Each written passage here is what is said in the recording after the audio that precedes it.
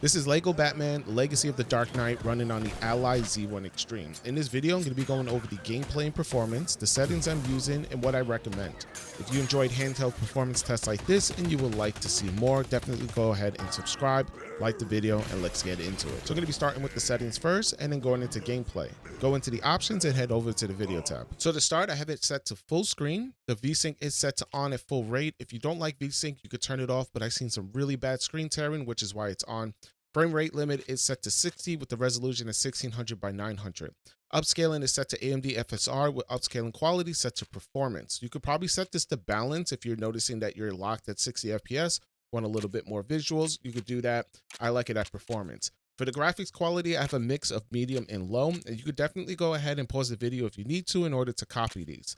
After that, everything is pretty much left as is. I did turn off bloom because I was getting some artifacting on the map. If you're not having that problem, keep bloom on. I also have motion blur turned off. That's just something I don't usually like in video games, but you can keep that on if you want. But most of my time with this game, I was playing unplugged. So the focus for me was trying to get a balance of performance and battery life. From what I found, 17 to 20 watts gives a really solid middle ground. Since a lot of the missions do take place indoor or in smaller areas, the game usually sits around 55 to 60 FPS, and with the frame rate capped at 60, it holds pretty consistently. Even during combat heavy moments with a lot of happening on screen, it still manages to stay close to 60 FPS, if not locked at 60 FPS majority of the time. Now there are some minor dips here and there, but it's not too dramatic. So as you can see here, there's a lot happening on screen. There's a bunch of different enemies and different effects, and the worst that you'll see the FPS hit is around 55. And then it goes right back up to 60. However, once you move into more open areas, specifically in the open world or missions that require you to be in the open world with a lot more going on, you do start to see a difference. In sections like the Joker mission where you're outdoors, the FPS can drop into the mid 30s at around 20 watts, but it can also climb right back up to the 50s in the same areas depending on what's going on screen.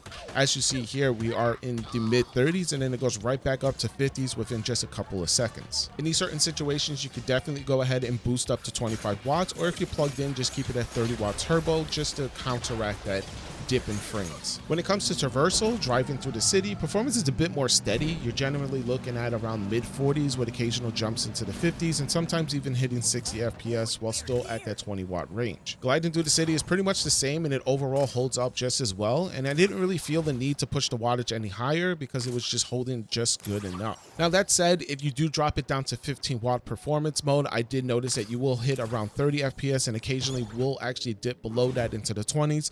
So keeping this at 17 to 20 watts is the best middle grounds and the best performance overall if you're not looking to boost it as high as possible or if you're not able to actually plug the device in. And with that said, however, if you are plugged in, definitely go up to that 30 watt turbo so you can smooth things out further and just help maintain that 60 FPS more consistently. Especially in those heavier open world sections, it's definitely needed so that you don't get those frequent drops. However, if you prefer visuals over performance, you could definitely go ahead and push to 1080p instead of 900p or switch from FSR from performance to balance. That option is there if that's something you do prefer. Personally, this setup felt like a good balance between visuals and performance.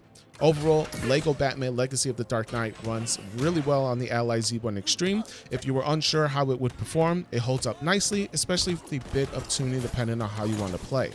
That's going to be it for this one. However, if you happen to have any questions, feel free to leave them in the comment section down below. If you haven't already, consider subscribing, like the video, helps me out, and I do appreciate it. And I hope to see you on the next one.